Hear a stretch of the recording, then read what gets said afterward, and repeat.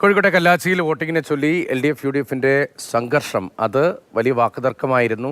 ഇവിടെ പോലീസിൻ്റെ വലിയ വിന്യാസം ഇപ്പോൾ നമ്മൾ കാണുന്നുണ്ട്. ആ ദൃശ്യങ്ങളിലേക്ക് വീണ്ടും നമ്മൾ പോവുകയാണ്.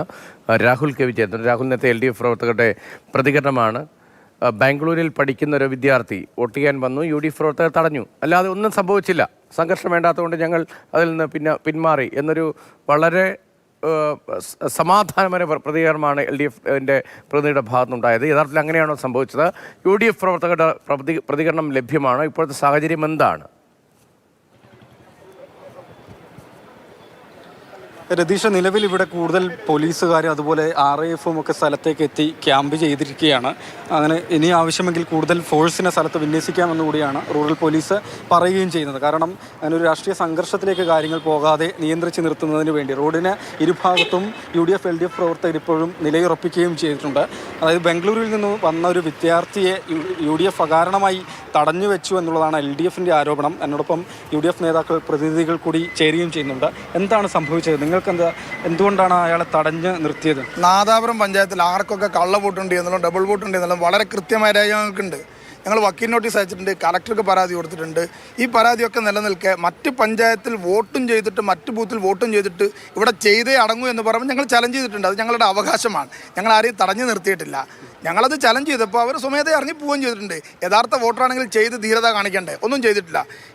ചോറോട് പഞ്ചായത്തിൽ 7-ാം വാർഡിൽ 2-ാം ഭാഗത്ത് വോട്ട് ചെയ്ത ആളാണ് ഇപ്പോൾ ലാസ്റ്റ് വന്നിട്ട് ഞാൻ ചെയ്തേ അടങ്ങുമെന്ന് പറഞ്ഞാൽ അയാളും ഇറങ്ങിപ്പോയിട്ടുണ്ട്. ജനാധിപത്യപരമായി നിയമപരമായി പോളിംഗ് ഏജൻറ്റ് ഒപ്പോസ് ചെയ്തു എന്നുള്ളത് മാത്രമാണ് UDF ചെയ്തത്. മറ്റ് യാതൊരു പ്രകോപനം UDFിൻ്റെ ഭാഗത്ത് ഉണ്ടായിട്ടില്ല. ആരെയും തിരിച്ചയച്ചിട്ടുമില്ല. ഇരട്ട വോട്ടെന്നാണോ കള്ള വോട്ടെന്നാണോ? ഇരട്ട വോട്ടുണ്ട്, കള്ള വോട്ടുണ്ട്. 2 സ്ഥലത്ത് വോട്ട് ഇറക്കുന്നുണ്ട്. മറ്റൊരാളുടെ ID വാങ്ങിയിട്ട് നാട്ടിലില്ലാത്ത ആളുകൾ ചെയ്യാനും പലപ്പോഴും ശ്രമിച്ചിട്ടുണ്ട്. അതിനൊക്കെ ഞങ്ങൾ ശക്തമായിട്ട് ഒപ്പോസ് ചെയ്തിട്ടുണ്ട്.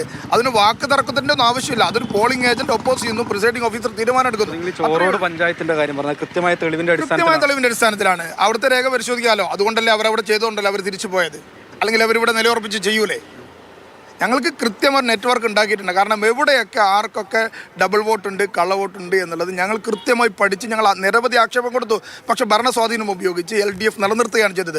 വക്കീൽ നോട്ടീസ് പോലും അയച്ചിട്ടുണ്ട്. ആ നോട്ടീസും കൈപ്പറ്റിയിട്ട് ഞങ്ങൾ ചെയ്തേ അടങ്ങുമെന്ന് പറഞ്ഞ് ഞങ്ങൾ പോളിംഗ് ഏജന്റുമാർ പിന്നെ എന്തിനാണ് പോളിംഗ് ബൂത്തിലിരിക്കുന്നത്? നമ്മൾ LDFകാരോടൊക്കെ ചോദിച്ചു, നേതാക്കളോട് ചോദിച്ചു, ബാംഗ്ലൂരിൽ നിന്ന് വന്ന ഒരു വിദ്യാർത്ഥിയെ തടഞ്ഞു എന്നാണ് അവർ പറഞ്ഞത്. ആ ബാംഗ്ലൂരിലെ കുട്ടി എന്തുകൊണ്ട്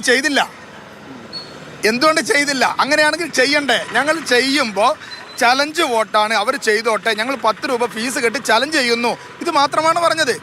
പക്ഷേ കുട്ടി പോയതിൻ്റെ അർത്ഥം എന്താ? അവർക്ക് വേറെ എവിടെയോ വോട്ടുണ്ട്, അവർ വോട്ട് ചെയ്തിട്ടുണ്ട് എന്നുള്ളതാണ്. തീർച്ചയായും കള്ളവോട്ടിനുള്ള കൃത്യമായ ശ്രമം, ആസൂത്രിതമായ ശ്രമം എന്ന് തന്നെയാണ് UDF ആരോപിക്കുന്നത്. കാരണം ചോറോട് പഞ്ചായത്തിൽ വോട്ട് രേഖപ്പെടുത്തിയതിനു ശേഷം വീണ്ടും നാദാപുരത്തേക്ക് എത്തി വോട്ട് ചെയ്യാനുള്ള ശ്രമമാണ് തങ്ങൾ തടഞ്ഞത്. പുതുമയുള്ള കാര്യങ്ങളല്ല, സാധാരണ നിലയിൽ നടക്കുന്ന കാര്യമാണ്. ഇത് പതിവായി നടക്കുന്നതുമാണ്. 2 വോട്ടുണ്ടാവും, 2 വോട്ട് ചെയ്യാറുണ്ട്. അതല്ല, സ്ഥലത്തില്ലാത്ത ആളുകളുടെ ID കാർഡുമായി എത്തി വോട്ട് ചെയ്യുന്ന രീതിയുമുണ്ട്. അങ്ങനെ കള്ളവോട്ടും ഇരട്ട വോട്ടും ഒക്കെ സജീവമായി കഴിഞ്ഞ കുറേ കാലമായി നമ്മുടെ തദ്ദേശ തെരഞ്ഞെടുപ്പിൽ ഉൾപ്പെടെ കാണുന്നുണ്ട്. അതിൻ്റെ തുടർച്ചയായി ഉണ്ടായ ഒരു ആക്ഷേപമാണ്. അതുമായി ബന്ധപ്പെട്ട് LDFിൻ്റെയും UDFിൻ്റെയും പ്രതികരണങ്ങളാണ് നമ്മൾ കണ്ടത്. ഇനി